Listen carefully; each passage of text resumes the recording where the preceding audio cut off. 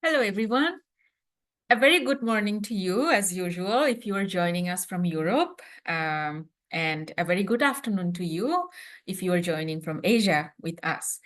So today we are really excited to kick off another new phase for the ASEFClassNet17 faculty collaboration project. And in this phase, we are really excited that we will be hearing directly from you, and there will be a very active peer-to-peer engagement throughout this phase. First of all, let me introduce the session agenda and the format. So we will hear from our Education Department's Director, Ms. Rekha Tosha. She will give you some food for thought for this phase. And then we will give you an overview of the cross-faculty dialogue phase so that you are aware of what your roles and responsibilities are, as well as what this phase entails. And then we will give a quick introduction to our speakers for today, who have been absolutely brave to take on the challenge to be the first presenters. And then we will begin the presentations by them. And after that, we will we have in total 30 minutes of question and answer session, but we will do that after each presentation. So each of our speakers today have 6 minutes for their question and answer session. And then we will close the session by telling you what to expect next. So let me invite Rekha to share some food for thought and some inspiring remarks. Rekha, the floor is yours. Thank you so much, Jyoti. Very good morning to all of you from Europe and a very good afternoon, even evening in Asia. It's a pleasure to see you again. I mean, we met online already at the beginning of this journey, and it's my pleasure to be here today again and congratulate to all of you who made through the self-learning phase, which was more about webinar style, and we had speakers giving insights on learning about AI, and also some speakers from edtech companies who gave us some insights on learning with AI. And I hope both of these tracks were useful to you to some extent, even though you're coming from the university, from the faculty perspective. And those webinars were had two key missions to give insights to teachers as well, but I also hope that you found them useful. So a big thank you for making time for this team learning phase or cross-faculty dialogue, as we call it, because in the next 7 weeks, the center stage will go to you, and you're going to be the ones presenting to each other how you see the trends, how AI is impacting teaching and learning in your countries, in your universities, and sharing with each other your plans, what you plan to do about it. So this next 7 weeks is designed in a way that all of you are invited to answer the same questions throughout. So this will give you a very good opportunity to compare the country and the institutional approaches, what is similar, what is different, and where are the areas where you could work together. So I encourage all of you to already keep an eye on these opportunities from the very first session, from today onwards, as you listen to each other's presentations and taking notes that what is similar, what is different, and where could we collaborate? What are the resources we can add together? What are the challenges we share and we could address together? Things like this. Because after the 7 weeks, you will be invited to pitch your ideas for collaboration. And then we hope to form teams from the participants. So all of you will have the opportunity to pitch something if you wish, but if you can also decide by the end of the 7th week that you don't pitch anything, but you want to join someone else's proposal, and you're also very welcome to do so. And we know you're very busy and you cannot take always the time from your busy schedules to join these sessions live. You are all encouraged to join live whenever you can, because then you can ask questions, can engage in the chat, and also by taking the floor. But if you cannot, the recordings will be always uploaded to the e-learning platform. So I encourage all of you to go there and visit it frequently. Thank you so much. And then I give it back to Jyoti to help you to run the session and then the discussions afterwards. And I will be here and very, very eager to listen to your presentations every week and support you from the background. Thank you. Thank you so much, Rekha. Let me quickly share my screen again. Hopefully it's visible now. Okay, perfect. Okay, so why are we doing the cross-faculty dialogue phase? What is the purpose, right? So the key purpose for this phase is to create a space for all of you to really share your views, knowledge, and understanding, as well as your institution's status on learning about AI and learning with AI, as you have seen from the questions that we proposed to you to address during this phase. And then, of course, we would like to, as Rekha mentioned, we would like to encourage you to be critical and have a critical peer-to-peer conversation based on this individual presentation. And hopefully you can help each other understand the trends and similarities and differences on AI and education innovation better across Asia and Europe. When we say Asia and Europe, of course, it's mainly in our participants' countries, so where all of our participants are coming from in this project. And then as you listen to each other during the presentation, you will be taking, of course, notes to understand each other's and each other countries' scenarios on AI and education. Hopefully from that, you will derive some insights as well as inspiration to already think about your project proposal. And then, develop the project proposal and then also form teams. So how will this happen? So we are having the first round of individual presentation today, and then we will have six of them in total. So our last individual presentation will be on 12th of July. So from now on until it will take place every Friday till 12th of July. And then we will close this cross-faculty dialogue phase with a pitching and project team partnering session on 19th of July. So for this, we have a template that we are working together with our advisory board for this project. And then we will share the template with you at the end of June so that you can already, start putting together your ideas for the project proposals. Here, we would also like to remind you about the different areas of the project proposals. So we have 4 categories where you can park your project proposal ideas. The first one is, of course, research. So that's document, policy analysis, comparative study, case study, etc. And then the other one can take place in a form of symposium, conference, workshop, etc. It can also be on-site meeting, but for that, you need to reflect on your institutional resources as well as your project team's institutional resources to make that happen. And then the third one is curriculum. Of course, when it comes to AI and education, designing curriculum, especially for teacher education, for supporting teachers to build their competencies, is quite crucial as well. So you can reflect on curriculum when you think about designing your project proposal. You can take different approach, whether it can be subject-centered, for example, only focusing on using AI tool for math teaching, or you can do something on learner-centered, for example, for increasing engagement and creativity in a classroom setting. And then, of course, we want to promote and encourage innovation through this project. So we don't want to limit you in boxes. So that's why we have this fourth category we call the wild card. So anything that you propose that doesn't fall under research, events, or curriculum, you can park that under wild card, and then we will support you accordingly to design and also to present your project proposal during the pitching session.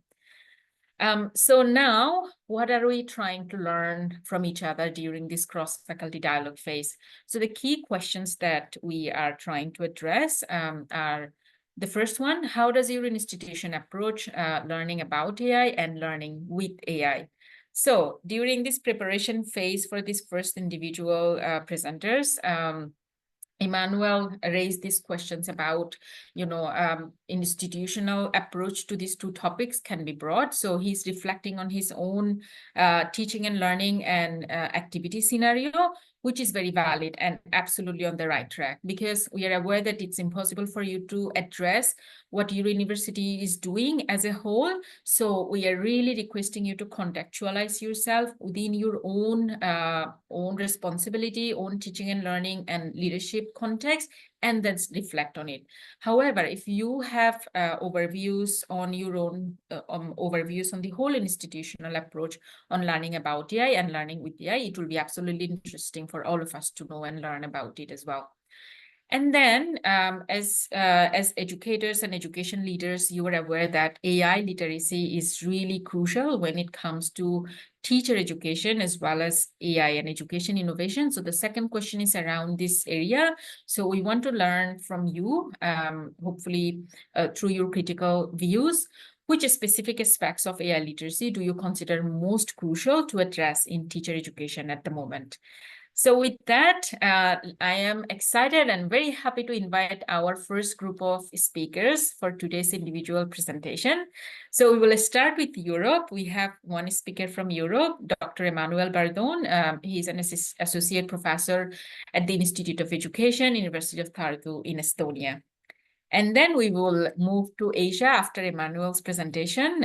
We will start with our speakers from Asia, Mr. Amdi Nahid Ferdous Bhuiya. He's a teacher trainer at an institution called NAIM. So that's a Ministry of Education associated teacher training institution in Bangladesh. Nahid is also our alumni. He participated last year. He's also currently a fellow at the at our partner institution called the Archive, International Research Center for AI. Sirin, the next presenter, she's also a fellow in the same institution and an alumni as well. And currently she's a lecturer at Chulalongkorn University in Thailand. And then finally, we have another alumni who also joined last year, Dr. Watsatri Dityon. She's an assistant professor at Kasestar University, Thailand. And we are very happy to see Watsatri brought her colleague from the same university as well, who is an instructor of education technology in Kasestar University, Dr. Sarinporn Chaitijit. So let us hear from our speakers from today. Let me invite first our speaker from Europe, Dr. Emmanuel Bardon. Emmanuel, the floor is yours. I'm going to stop sharing my screen now. Thank you. Thank you very much. Let me share my screen. I have so many screens that I really have to pay attention. Which one I'm going to pick now? Okay, I think that you can see my screen now, right? Yes. Okay, so first of all, thank you very much, Jyoti. It's really a pleasure to represent Europe. I actually didn't know that I was the only one from Europe today, but I'm very glad. So as you can see, that's my name. I come from, I work at the University of Tartu, which is in Estonia. I work at the Institute of Education, and specifically I'm affiliated to the Center for Educational Technology.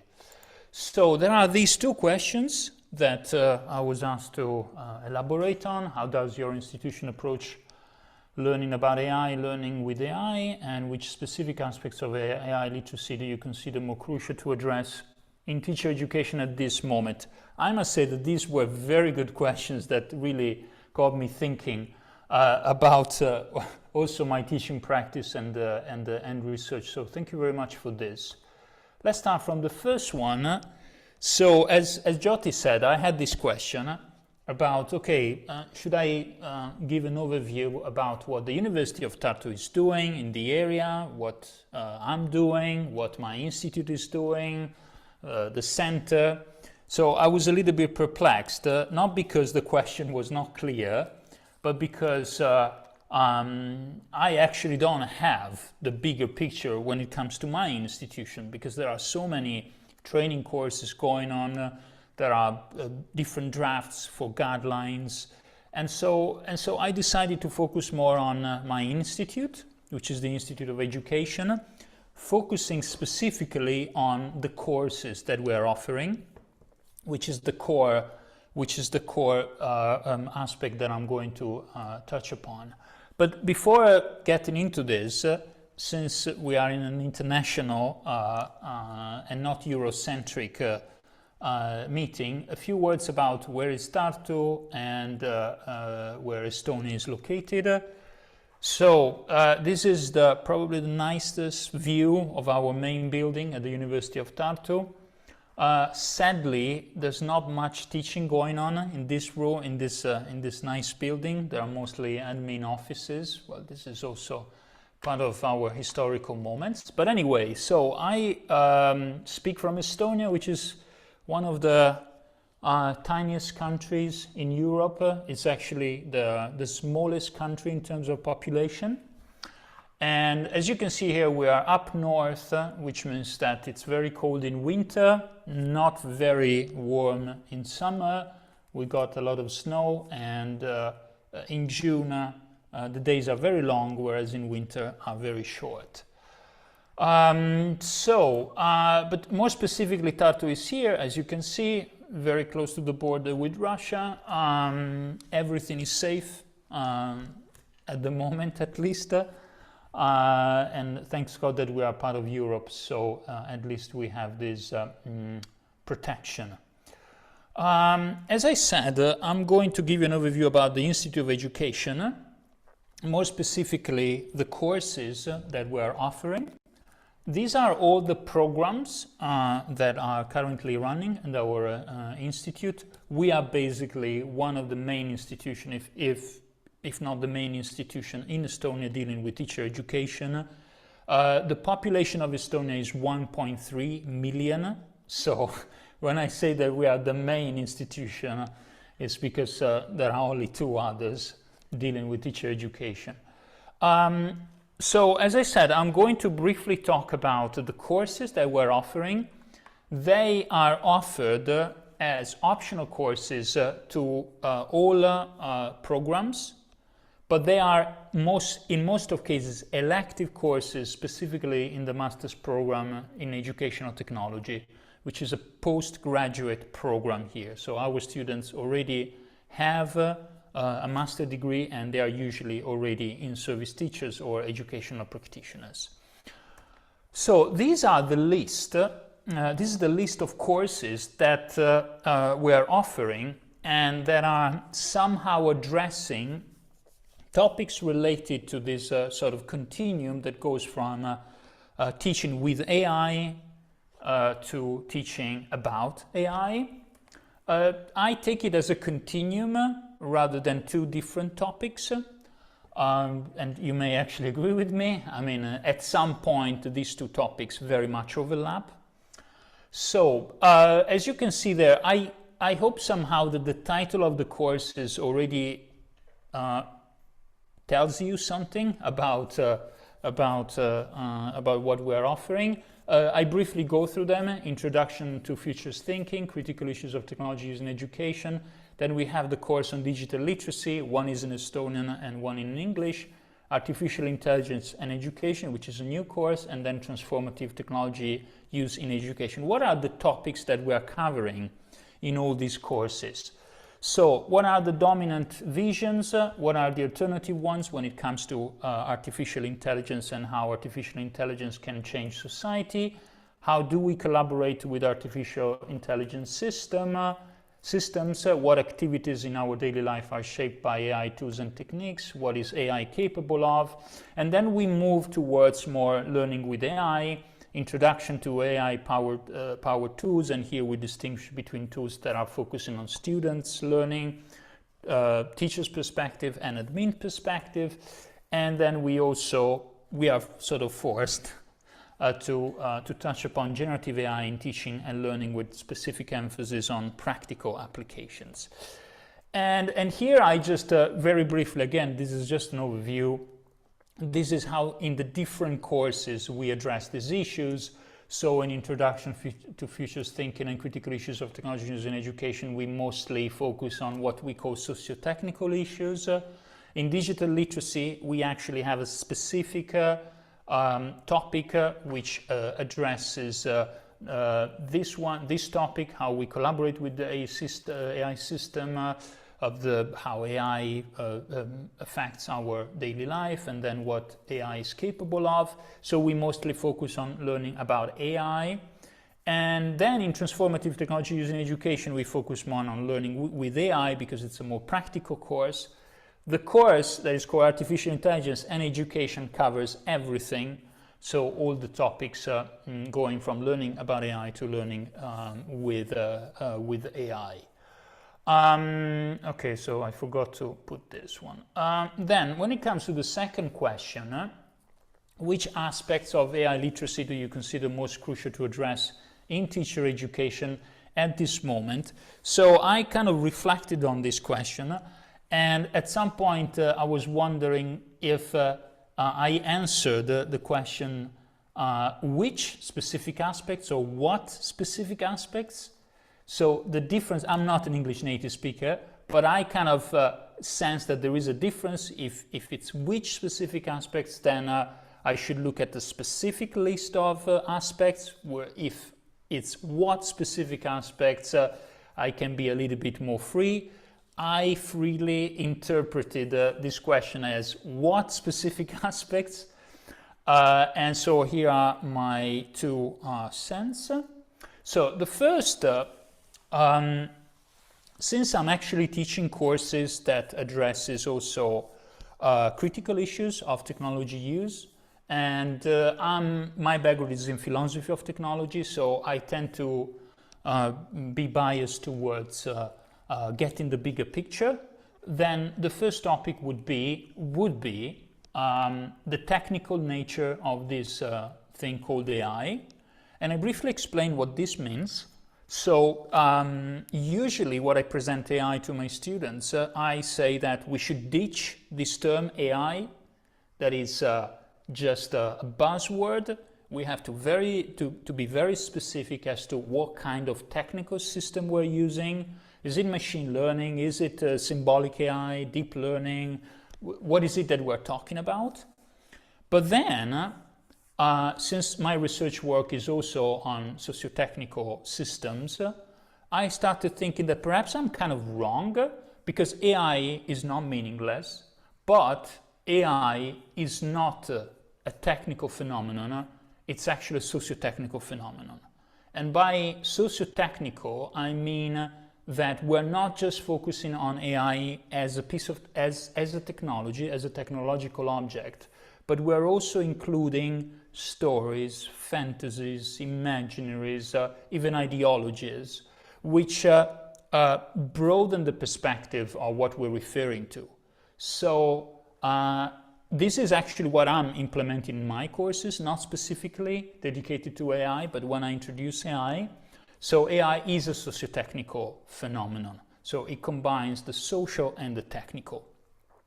And then the second thing, which is again related to what I'm researching in my teaching practice, I think that while it's not central, I think that it's very important to stress, especially now, that AI literacy is related to futures literacy. So futures literacy is this type of literacy that addresses how we see the future, how we address the future, how we conceive the future. And the connection with AI is because AI can be considered an emerging technology, not because it's new, but because it's still in development somehow. And we haven't really figured out how to integrate it into society. And therefore, there is a strong connection with how we see futures, potential futures, in relation to what AI could do or could not do or should do or should not be doing.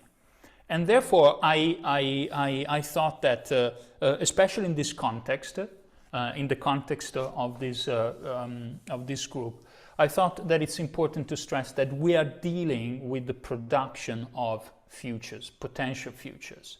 So this is obviously connected with the socio-technical nature of AI, because one of the topics will be socio-technical imaginaries of AI, meaning the visions of the future, a future in which AI would be playing a certain role in society. And so it's actually very important to think that very often, if not all the time, we're talking about something that is not yet, something that is in the process of becoming. And therefore, it's very important to make the connection between AI literacy and futures literacy, or futures thinking. I prefer the term futures thinking, but probably you're more familiar with the term futures literacy. So this was it. This was my last slide. I didn't actually start the counter, but I go back to the slide. This might be, I mean, there might be some questions about this, but in any case, I can switch from one to the other. Yeah, thank you, Manuel. Exactly right on time. So I cannot hear great you job. for some reason. So So thank you so much for sharing your views on these two questions. Now we open the floor to all of our participants for questions. So you can raise your hand using the raise hand function, or you can just unmute yourself and speak. Anyone? Actually, I have a question, Emmanuel. So interesting. Yeah, Yeah. Oh, Sirin, sorry, go ahead, Sirin. No, you can go first. Actually, I can be after you. Okay, thank you. After you, please. Thank you. I think Emmanuel, we can both ask the questions and then you can combine your responses. So, previously there was a big conversation about digital literacy, and now it's moving towards AI literacy when it comes to using digital tools in teacher education. Do you see a big shift, or do you see big differences when it comes to how in teacher education, when scholars are addressing like digital literacy versus AI literacy? Do you think there should be clear distinction, or do you think digital literacy can also cover issues related to using AI in education? Maybe Sirin, you can raise your question now too, and then. Yes, thank you very much. I have two questions. Actually, I am also have a background learning about philosophy as well, but not in like technology. So I am very much interested in this topic. Thank you very much for your presentation. So my first question is that what in your opinion, what is the future, I mean, AI in education? Based on your own perspective, I would like to know what do you think about the future of AI and education yourself. And for the second question, I am doing a research about AI literacy in Thailand right now, and I I I am struggling because in Thailand we do not have much resources, many documents and research papers about this topic. So I am finding what are the factors that affect or influence the teachers when learning about or improving about AI literacy. Thank you very much. Okay, thank you very much. Sorry, can you just elaborate a little bit more on the second question? The first was very clear about what I think about the future of AI. The second question, so there are limited resources in your country? Yes, and then? Yeah, I am trying to find what cause the teacher, what are obstacles, like challenges, when people try to enhance their AI literacy, when the teacher try to enhance their AI literacy. Well, the second question is a pretty complicated one, but let me start from the first one, the one that Jyoti had. Actually, I've never thought of this, whether we have to move away from digital literacy to focus more specifically on AI, or digital or AI literacy will actually partly redefine digital literacy. To be honest, in my course on digital literacy, because I'm the one teaching it, I dedicate much of the course to AI literacy, because on the basis of the fact that AI as a technology in this case, it will provide somehow, or is already providing, some kind of infrastructure to the rest. So I wouldn't say that we have to ditch digital literacy. Probably we should go towards what is now called post-digital. So it will be like a post-digital literacy where AI literacy will have probably a stronger space in it. So this would be my actual answer. And I actually plan in the future to replace digital literacy course with post-digital literacy, just to be a little bit more creative. But the short answer is that I see that AI literacy has a special place, because it influences all other big topics, content creation, security, privacy, information searching. So it's a kind of infrastructure for the digital world. With that being said, I feel that we have to add this post-digital where AI literacy will have a very strong impact or strong role or strong space or bigger space. Then when it comes my idea of the future of AI, so I'm a AI skeptic. And skeptic means that I'm not so sure about how to look at this socio-technical phenomenon, as I called it. There is one hint, though, that I may stress, which is probably, I hope, and this is a hope, not a prediction nor a clear understanding. I hope that we will manage to find ways to collaborate with these AI systems rather than see them as replacing us or as oracles, as something that has the answer to everything.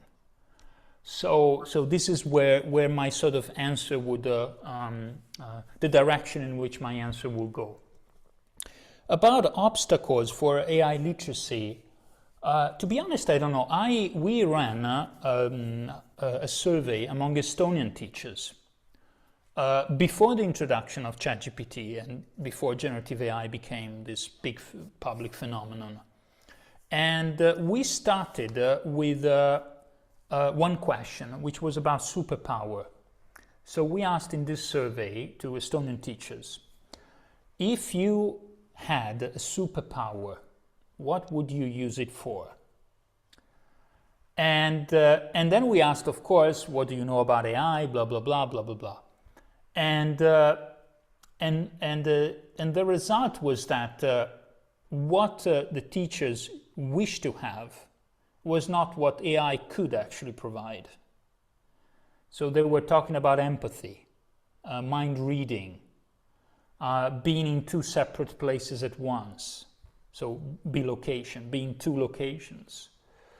And the other aspect was that when we actually asked about what they think AI is, what they provided, the answers they provided was not actually what AI as a technical system is. So there was a little bit of ignorance when it came to learning about AI or about AI.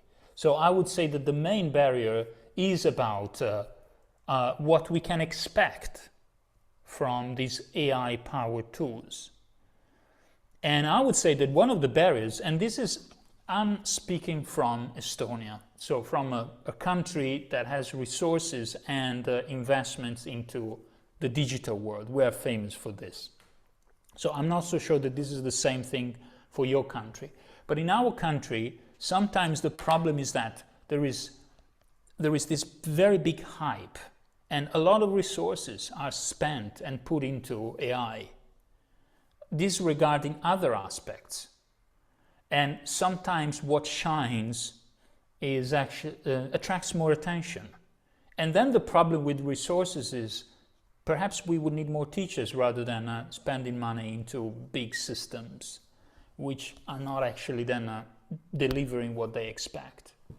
So this also qualifies me as an AI skeptic. I mean, meaning that I'm a bit skeptical about the actual impacts, which doesn't mean that I'm dismissing AI, but you know. But this will be my answer to your second question. Thank you. Thank you, Manuel. We are a little bit running over time, I'm sorry. but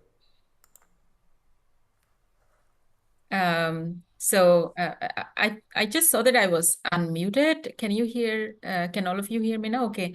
Yeah, I was just saying that, Emmanuel, you were our first presenter, so we went a bit easy on you.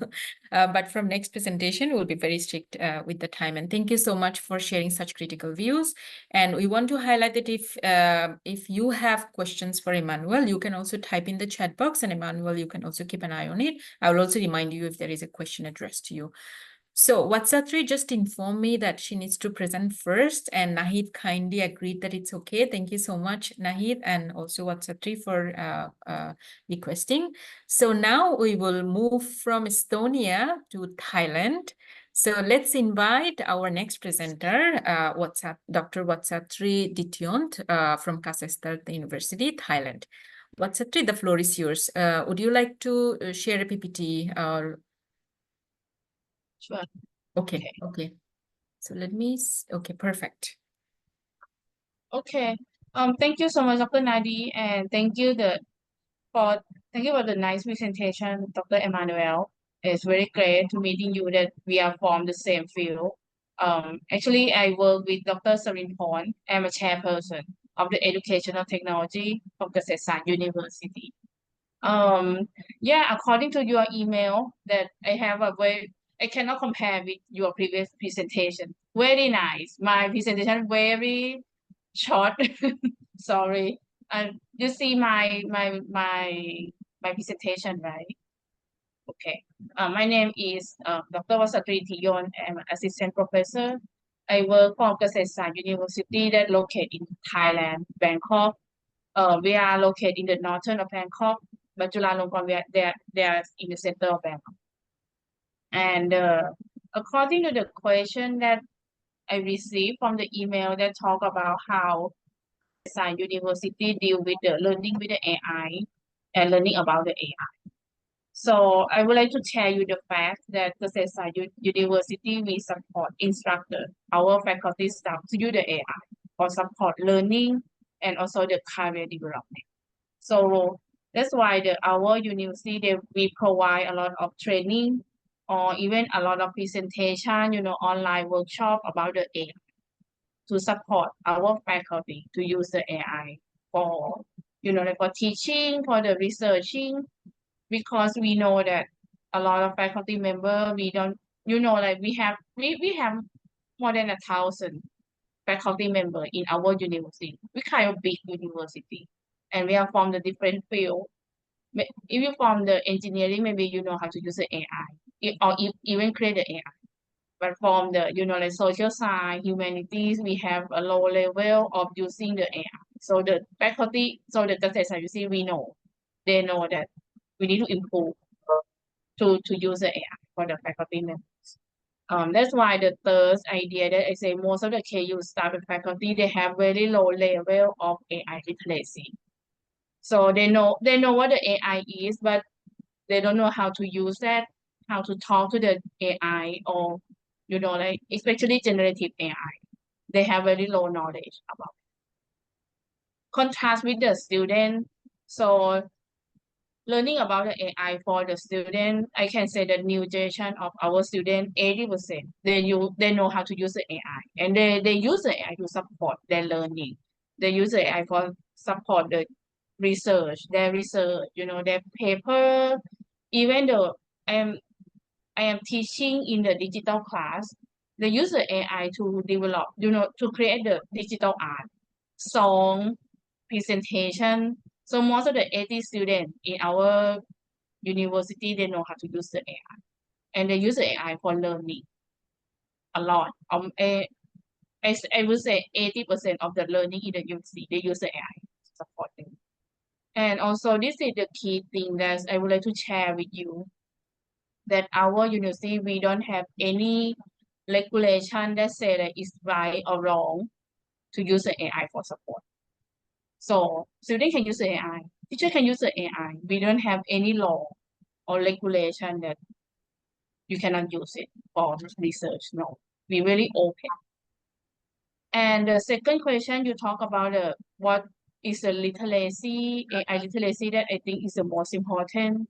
According to what I observed in my university and what I learned from from the e-learning platform, from the presentation that I participate in this project, I think there are two things that very important.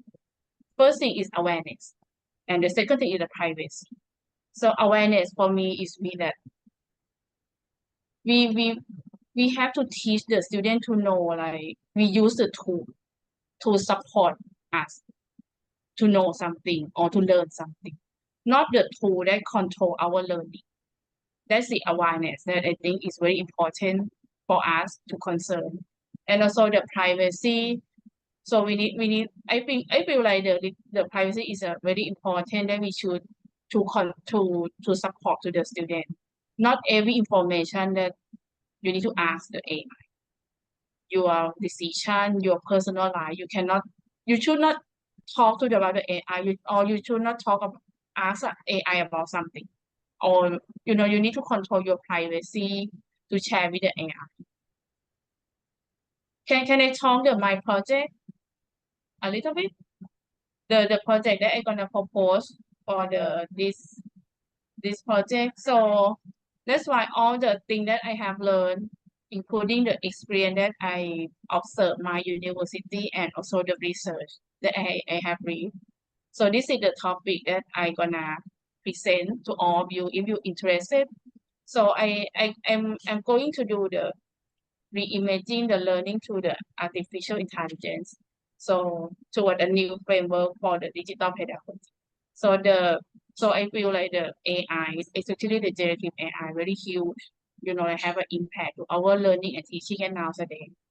So we have to everyone using, especially the new generation using.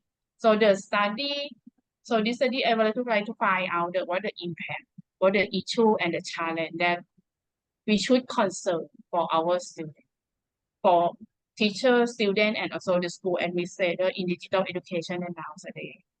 So the result of this study will going to be analyzed and developed to be the guideline for the new framework of the digital pedagogy.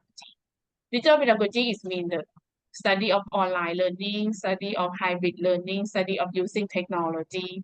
But right now we have a new technology already, and they look like a human. They have a brain. So how can we learn? How can we use that machine that look like a brain to the digital pedagogy? Sorry for interrupting. Your time is up. What's that three? Oh, okay. Yeah, that is my project. Thank you so much. Yeah. Thank you. May I quickly check, are you and Sarinporn, you are presenting this together, or she has a separate individual presentation? Sarinporn, you have a separate presentation. Okay, good to know. So maybe we started with Kasestar at the university, so we continue with Sarinporn as well, and then we'll invite Nahid from NIAM to present. So first of all, Watsatri, thank you so much for your presentation, but also for introducing the proposal. So you were thinking one step ahead. That's really great for us to see. However, please also note that we will be sharing a template. So then maybe when we do that, you can also evaluate your current proposal and then see how you can either improve it or how you can make it more contextualized.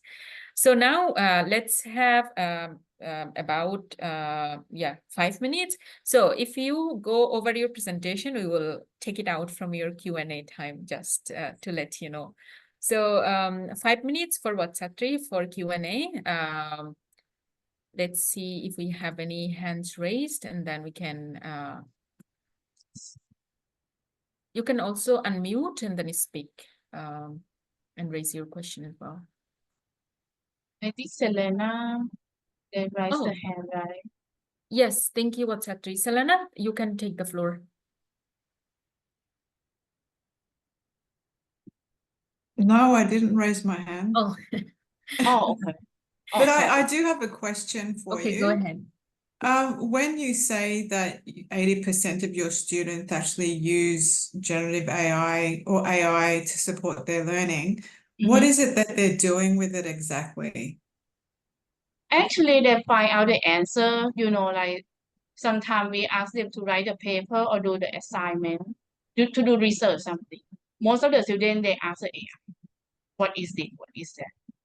They do not really use the search engine anymore, because search engine, you need to click to the website. So they use the AI to search the information. Also, many of my students use the generative AI for developing the ideas. For example, the presentation for tomorrow homework, or use the AI for generative AI for creating image or song, something like that. Would you say that their critical thinking is being negotiated by their use of this AI to actually generate ideas for their assignments? For the undergrad, they don't very have a user their critical thinking when they use the AI for the undergrad level. But because I can recognize this is the AI doing homework. But for the master and the doctoral, they use the AI for the, like starting the idea and they develop that into their own idea. One thing that I want to share with you is that I never blame the AI. So I support students to use the AI, but I teach them like if you use the AI to lead your life, it means your life depends on the AI. One day AI is disappear, you cannot learn anything. So that is why I support them to use the AI. And they're happy to share with me that they use the AI to develop the idea. What do you think? What should I improve this already, but what should I improve more? So that is a thing that is how I check that they use it, how much they use the AI. Thank you, Selena. Thank you, Vatsatri. Can I quickly clarify, when you mentioned your students, they don't use search engine anymore, they use AI. Did you mean ChatGPT mainly, or there are other tools that they use? You mean some activity? I mean, You mentioned that your students, they don't use search engine anymore, they just use AI for information. So did you specifically mean ChatGPT, or there are other tools that your students use? ChatGPT. ChatGPT. Okay. Gemini, anything like Copilot, Gemini, and ChatGPT. Okay. This time, Gemini very popular because they speak Thai, they can write in Thai. What is it called? Gemini, Google Gemini. Oh, okay. Okay. Yeah, ChatGPT is English. Some students, they have a limitation of language. Okay. Thank you. Gemini is an answer. Thank you. Thank you so much for your presentation, for sharing your views, as well as also giving us a brief overview of your project. Now let's invite your colleague from Kasistart University, Dr. Sarin Porn, Chai Visit. The floor is yours. Hey, hello everyone. I'm Sarin Porn, or my nickname I go by Yam. Yes, I'm an instructor of educational technology at Kasistart University as well. And I and Dr. Varsati, we are working in the same department. So for the two questions for the discussion about learning about AI and learning with AI. On picture on the left side, I created using the prompt, like create the classroom, the Thai classroom with generative AI. So what DALL-E created and look like this with the cartoon version. And it's pretty look like in Thai classroom, but if you see the text on the left side is not very Thai, it's like some kind of mix of the language. So this is how we can use AI in a classroom, but the AI is not the ideal thing that we can do, because sometimes we want to change the text or change the pictures or the content. So that's one of the limitation of AI. So at Kasistart University, as Dr. Varsati mentioned, that we use it for like training educators and students to use AI, and we also have some research using AI. Most of like in the field of educational technology, we also use AI and provide training. For example, we provide training for faculties in the Faculty of Education to use AI as a tool, as an assistance to develop curriculum and instruction. And also we provide workshops or giving the service to the communities or go to the schools to train teachers, like picture on the right. Our faculties went to the schools and trained about generative AI for teachers. And there's going on the program and development. And also research on AI, like I did a research about the classroom research on using AI to create e-learning in my class, e-learning and development. And this research just presented in Singapore. So from the findings of the research, we found that the students who are, most of them, they are teachers in the schools, they perceive that AI can be the assistance tool for them to create or generate their e-learning content because it's very easy, it's convenient for them. Some of the students that said that they have courage in creating new things because there's a tools that they can use to create easily, like for example, images, songs, video, and also they perceive that the AI can broaden their ideas. For example, if they want to plan the lessons or generate something, sometimes they have limited idea or they have their own worldview. But if they ask AI or ChatGPT, Google Gemini to help them to create idea, sometimes they get more idea that they never expect before. So generative AI can help them that. But of course, as I mentioned, that AI didn't an ideal tool for the students or teacher students to use, because some suggest that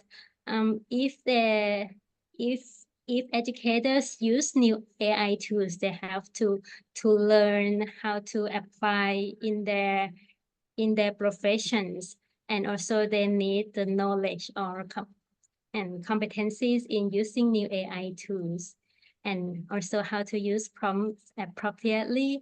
And once the AI generates something or the content for them, they have to think critically, that use their judgment that this is good or it cannot be used or not, and also check the accuracy, because some AI content and that generated content is not from like the source that we can trust or rely on. So this was the example that we used in classroom. For example, the students created their e-learning by using AI, like making the picture, the video, even create the poem or content. And also on the left side, the students, they use code design to create their e-learning by using like just typing prompt, and the AI can generate the e-learning within a minute. Besides in educational technology fields, in childhood education, the educators also give the assignments for the students to create storytelling, and the student can create like storytelling for kids, so they can learn to do that too. And also we try to publish book and give knowledge to the students and the community on how to use AI. For example, in our department, we create a book chapter and collaborate with the faculties at Oklahoma State University. And also in the faculty, we had a program for training educators to create books. So some of the professors, they are working on publishing their books and about generative AI too. And so in overall, from my observation about AI literacy in teacher education, I think that of course, let me base on the AI literacy framework from Hipberg, which is that is starting from understand AI. AI, like what AI is doing, for example, about machine learning, about how the language models are working, or what's the neural network. So if the educator have a background or understanding of how AI works, And this is the first step of AI literacy. And then the educator should be able to use and apply AI, which is that they need to use the prompt and know how to use the appropriate prompt to generate the content or the text. 1 minute. Video. Sorry, Okay. for interrupting. Yeah, thank you. Yeah, after applying, be able to apply, they should be able to analyze and evaluate the content, the output, if it can be used or not, and be critical thinking in that. And finally, the last element of framework is to create AI. Finally, can create AI, maybe the application or by using software to make some system that embed with AI. Yeah, that's overall. Thank you. Let's stop for a quick moment for question and answer. Does anybody have any questions for Yam?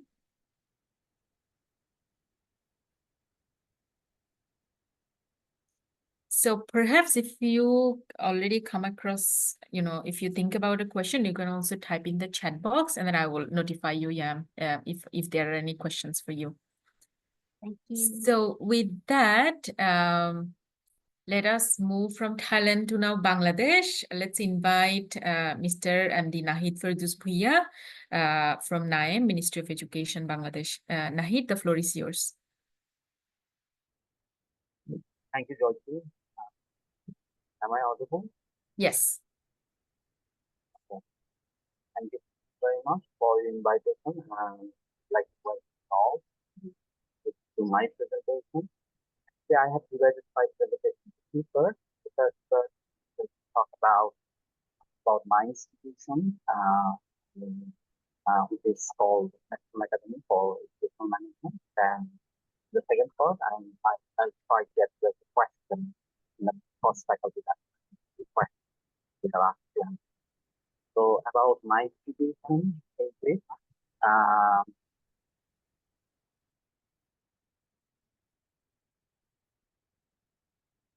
I think Nahid just dropped from Zoom. Let me see quickly if I can. Let me quickly mail him. Okay, we hear you, Nahid, again. Oh, you dropped from the session. Is everything okay now? Connection now. Yeah. Can you hear me now? Yeah, we are having trouble hearing you clearly. Okay. I was disconnected for a while. Okay, hopefully it's better now. Thank you. So about my institution, it was established in 1969. My capital of Bangladesh. It's a government institution working under secondary and higher education division of Ministry of Education. And we mainly work for the overall development of post-secondary education. I mean, secondary, tertiary up to graduate. So the general activities that we often do, these are considered as a center of excellence under the Ministry of Education.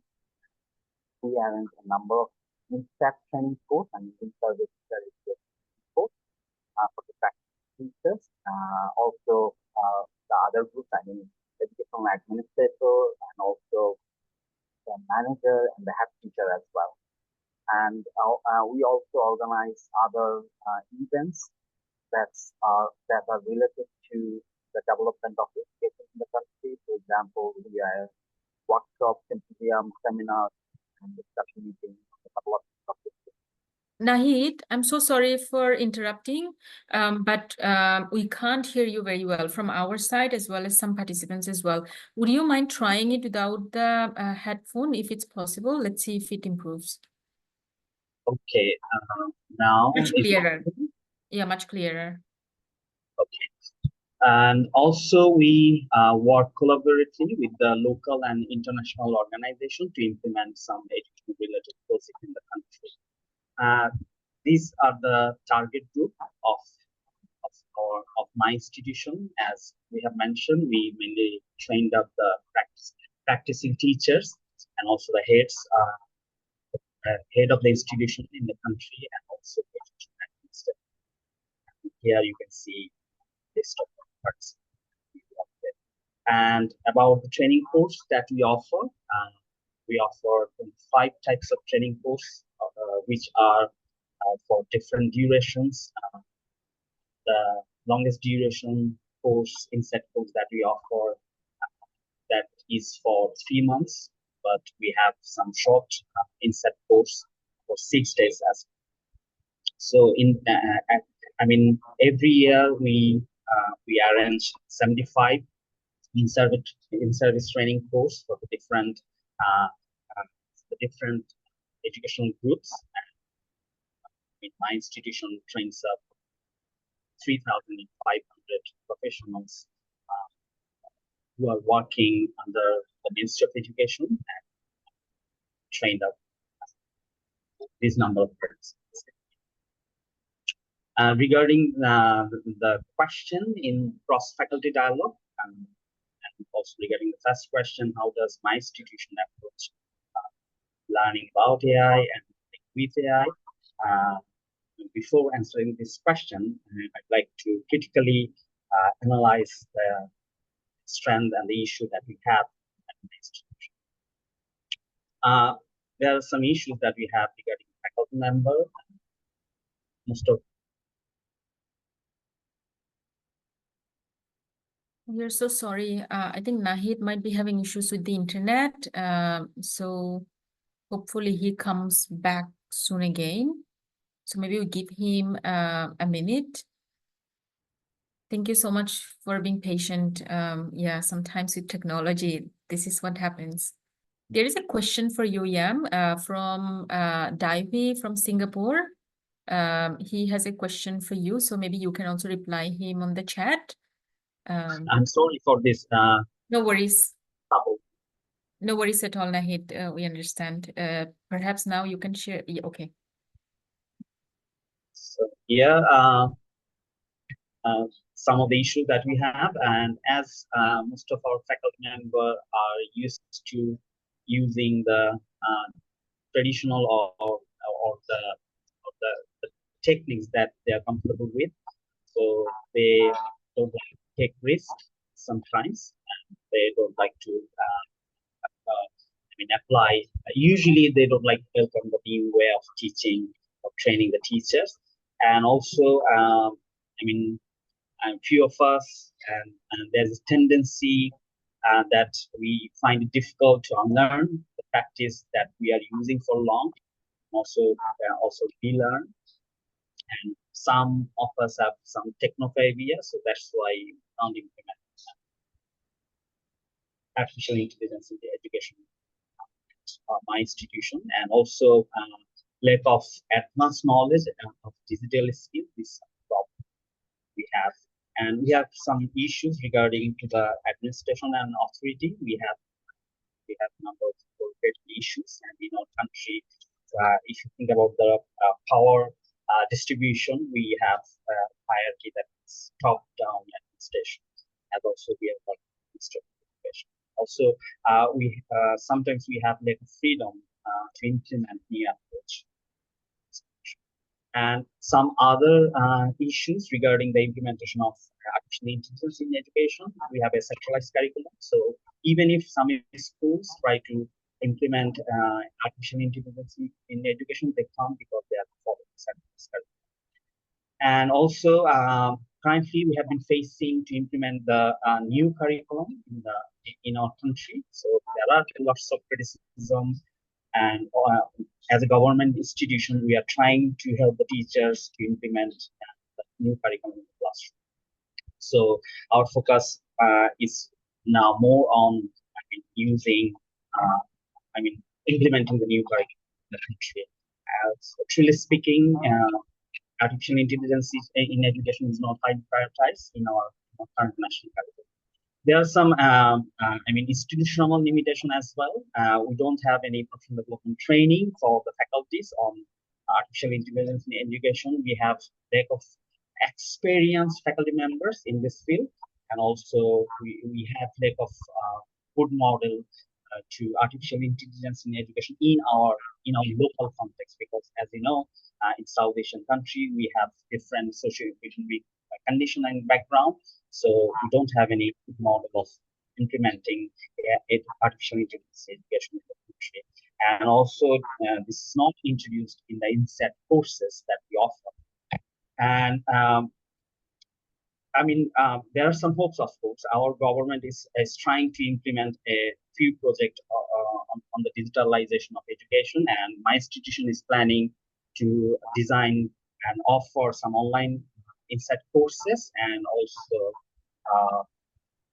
although it is not prioritized yet, but in future we hope that yes, we are going to prioritize it. And regarding the second question, I mean, which area we consider at this moment, we think both are important.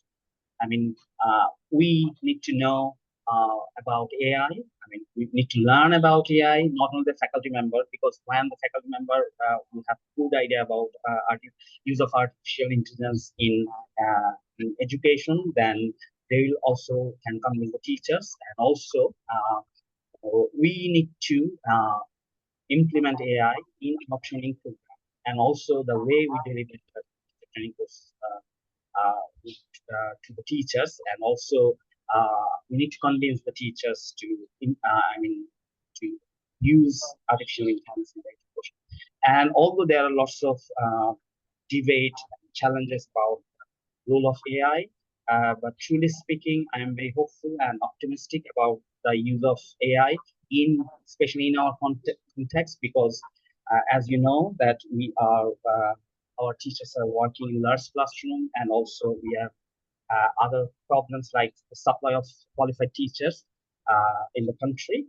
So we hope that AI can bring some good prospect for our students in the classrooms, also outside the classroom.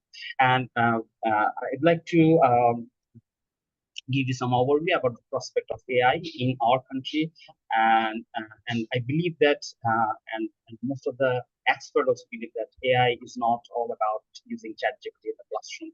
And I think that in our country, where students learn in a large classroom, with the help of AI, one-to-one instruction could be possible, and individual learning in the large classroom could be possible.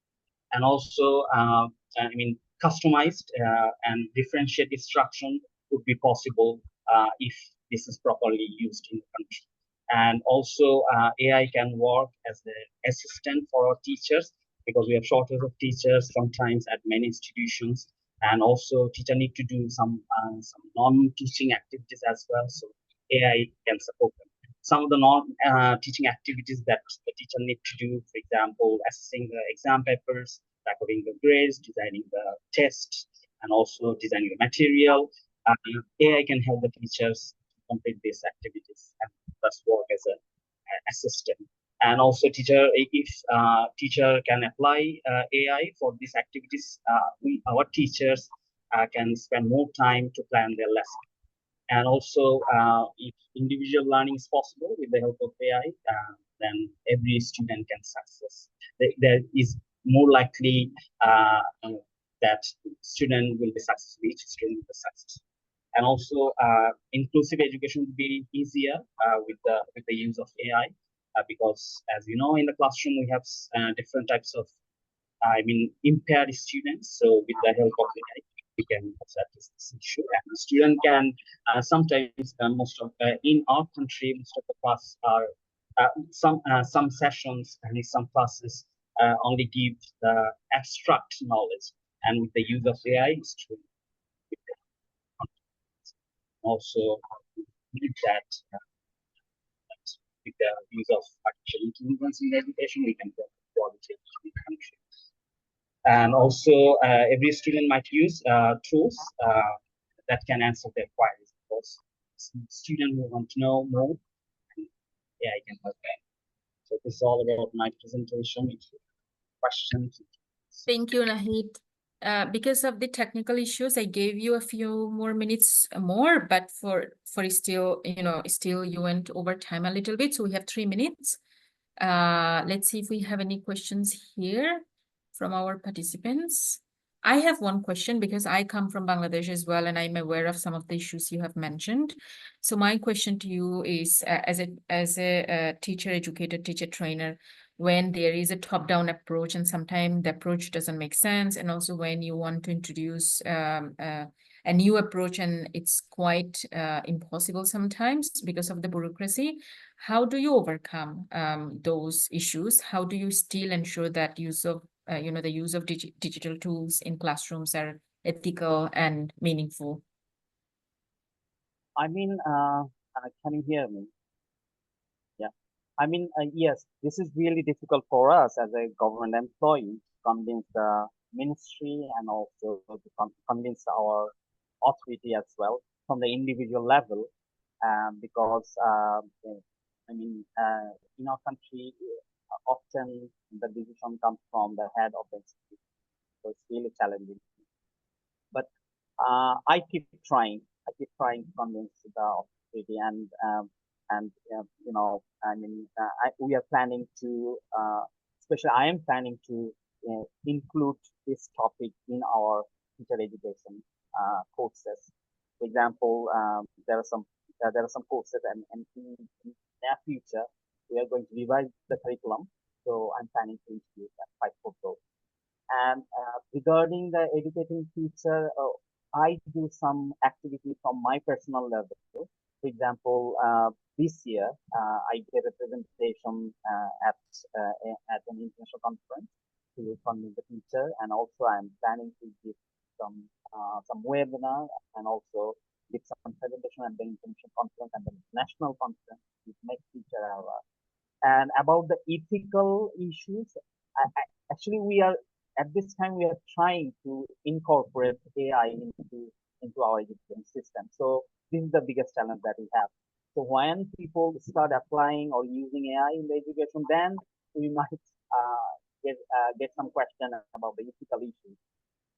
But meanwhile, when it will be asked, this question will be asked, you can get some that is, as you know, there are lots of research going on the ethical and also moral use of AI. So we can apply this finding. But at this moment, as I mentioned, we are really challenging to make teacher aware of the artificial intelligence. Right? And because many of our teachers and faculty members think that if AI education is popular in the country, then some of them might lose their job because machine learning will be popular, then they will not be, they will not be given importance. Thank you. Thank you so much, Nahid. Hopefully from this program also you have more voice in terms of, tackling with these kind of challenges, and you can raise awareness among your colleagues as well as teachers that you train. So now we are almost at the end of our session, and we are moving again from Bangladesh to Thailand. And our last speaker for today is Dr. Sirin Chakamanont from Chulalongkorn University, Thailand. Sirin, the floor is yours. You have 10 minutes to present and then 6 minutes for Q&A. Thank you very much, Dr. Shakti. So, hello, ASEF colleagues and passionate educators here. Let me begin with the second question. So what aspects of AI literacy are most crucial to address in teacher education? At first, I struggle a lot to find satisfying answer. It's a very difficult question for me, so I try to use some help, of course, from AI tools like ChatGPT, Gemini, and Perplexity, but their responses didn't really connect with me. So I also turned to Google Scholar to find the answer, but still it continued to elude me. Then in a quiet moment of reflection, it dawned to me that the most crucial element of AI literacy in teacher education is the I in AI literacy. So this reminded me that AI is not just a tool, but a partner in our educational journey. We as educators must embrace the power of I and our curiosity, the dedication, willingness to adapt and learn.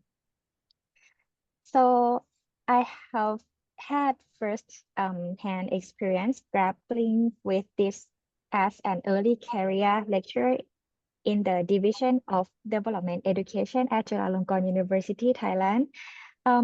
As you can see the background of my Zoom here, it is one of the oldest building of Chulalongkorn University, and you can find more information of the university online. And hopefully, if you come to Thailand, feel free to visit me on site. So I continued my journey with ASEF from last year, ASEFClassNet17. And for this year, I benefit immensely from the online platform that ASEF kindly additionally provide from the last year. So thank you very much. Embracing AI literacy doesn't mean that you have to devote your second every moment to AI and education, but it means doing your best with the resources and knowledge we have and continually striving to improve. So the power of I is transformative, I think. And here it is the policy of like institution approach at my university. So we embrace all the AI. We support the use of generative AI. And last year, the university provided a grant to the faculty staff, 100 grants, and to support them to use ChatGPT Plus to conduct in research and to use it in their class. So I am also one of the awardee who got this opportunity and tried out to use this platform, ChatGPT. And here it is some of the example. As you can see, I allow students to use ChatGPT for their midterm and final examination. So I guide them how to create prompt and how they can develop themselves in to be a good teacher using ChatGPT and make positive influence to their students in the future as well. And I also make a report to submit to the university. In addition, I am also joining the university team to analyze all the report submitted by other members as well. So I encourage you to reflect on your I here in AI literacy and consider how you can make a difference in teacher education with AI or an AI. The power of transformation lies within each of us, as you can hear many interesting stories from our colleagues, 4 of them before in this session. And I am looking forward to hearing more stories of I from all of you in the following sections. And I am also looking forward to the pitching and collaboration in near future. So thank you very much for your attention, and let's embark on this journey of AI literacy together. Thank you. Thank you very much, Serene. So now let's stop here for a quick question and answer session with Serene. Let's see if there are any hands raised. I see a clapping sign, so thank you from Emmanuel. Any questions from our colleagues here?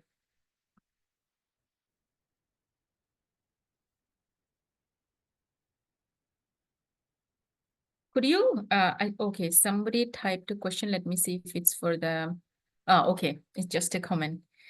You mentioned about this, I think, before as well, Serene, the award that you got to use ChatGPT, right? Could you tell us a bit more about it, and also who else is, using this with you and in the same platform as you? And what is the key outcome from this, or what are you aiming to gain from this as well? Yeah, so the university provide 100 grants to the university staff. These grants allow us to use ChatGPT Plus for up to 5 months in whatever they want, in teaching, in research, in administration, or any other activities they may have. And it started from August 2023 to December 2023 last year. And the goal of this project is to demonstrate to the society, I mean, in Thailand, that artificial intelligence can be a helpful tool for teaching and can make a research more efficient. But of course, in the report, I mean, we ask the questions to the user, what is the positive impact, what's the negative impact, and how can we improve to support all the faculty staff in the future about AI and education. So it's now under the process. Final result has not been completed. So I am sorry that I cannot share with you right now, but if I have the final conclusion, I will surely share with you in the future. Thank you, Sirin. Is it part of your institutional policy to actively support staff to use AI and also create more, not motivation exactly, but incentives towards it? Are there any, you said not evaluation group, but like, are there anyone within the institution evaluating the insights that are gathered by staff based on their use? It's in institutional level. So the president, he is from Faculty of Engineering, and his vision is to support the faculty staff, but it's not, yes, we do not have other source of fund or consultant. Thank you, very interesting. So with that, I see that we don't have any more questions. So we are at the end of today's session. And again, we want to congratulate you, Emmanuel, Sirin, Nahid, Sarinporn, also known as Yam, and Watsatri. Thank you so much for being brave and for having the first round of presentations today. And our colleagues who also joined us live today, thank you so much.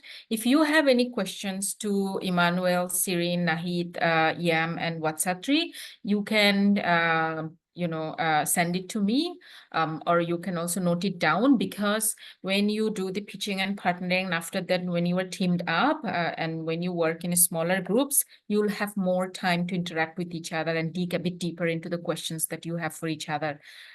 So with that, let me quickly share my screen again, and then share a schedule for what's next. So hopefully you can see my screen. Okay. Yes. Okay, thank you so much. So thank you. Thanks to our 5 speakers today from Asia and Europe, and hopefully you laid the ground and also gave insights on Estonia, Bangladesh, and Thailand. And now, so next week we will have, of course, the second round of individual presentations. And again, Emmanuel, yes, we have only one speaker from Europe, because we have less European participants than Asian participants during this cohort. That's why we have to balance it out. So for next session on 14th of June, Friday, we have from Europe, Professor Imre from the University of Nova Gorica, Slovenia. And then from Asia, we have Mr. Ahmed Humzai bin Samihon from Brunei. And also we have 2 colleagues from National Institute of Education, Cambodia, Mr. Mardi Bundi and Miss Sinot Yoon. And then we also have an alumni and her colleague from Universitas Pendidikan Indonesia, Dr. Rini Solihat, with her colleague, Professor Lala Septemriza. So we are looking forward to their presentation next week. And thank you so much for joining today's session live and also for presenting. Thank you.